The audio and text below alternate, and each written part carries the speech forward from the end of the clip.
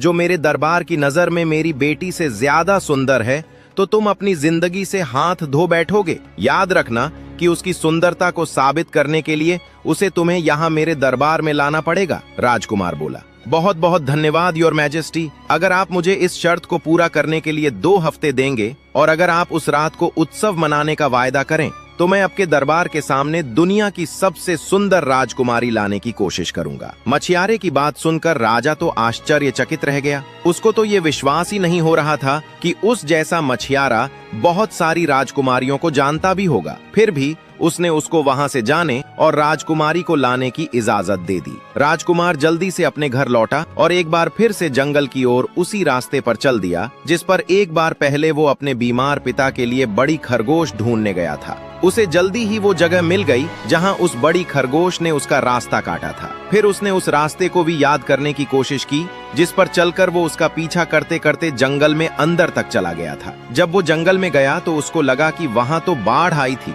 पानी ने वे सब निशान मिटा दिए थे जहां गुफा का रास्ता था। जहां भी उसको लगा कि वहां गुफा हो सकती थी, वहां उसने खोदा भी, पर उसको वहां कोई भी ऐसी जगह नहीं मिली जो किसी गुफा के घुसने की जगह हो सकती थी। तब उसने पास में ही एक नई जगह खोदा तो उसको एक रास्ता मिला जिसके शुरू में ही एक बहुत बड़ा दरवाजा था। गुफा के अंदर जाने का रास्ता उस दरवाजे के पीछे था। राजकुमार ने अपनी पूरी ताकत लगाकर उस दरवाजे को खटखटाया तो वो दरवाजा बहुत ही जरा सा खुला और उसमें से एक छोटी सी बुढ़िया का चेहरा दिखाई दिया। वो बुढ़िया बोली, मैं राजकुमारी की अम्मा हूँ। मुझे लगता है कि तुम वही राजकुमार हो जिससे वो उसके ऊपर जो मुसीबतें टूट पड़ी हैं उनसे उसको आजाद करवाने की उम्मीद कर रही है। ये सुनकर राजकुमार तो परेशान हो गया और बोला, क्या हो गया? मेरी राजकुमारी को जिसने मेरी जान बचाई। मैं सचमुच में राजकुमार हूँ, पर मुझे आश्चर्य है कि आपने मुझे एक मछियारे की पोशाक में भी पहचान लिया। बुढ़िया अम्मा बोली, राजकुमारी ने मुझे बताया था कि मैं तुमको तुम्हारी आंखों में मुस्कुराहट देखकर तुम्हें पहचान लूंगी। मैंने तुम्हारे कपड़ों की तरफ तो देखा ही नहीं।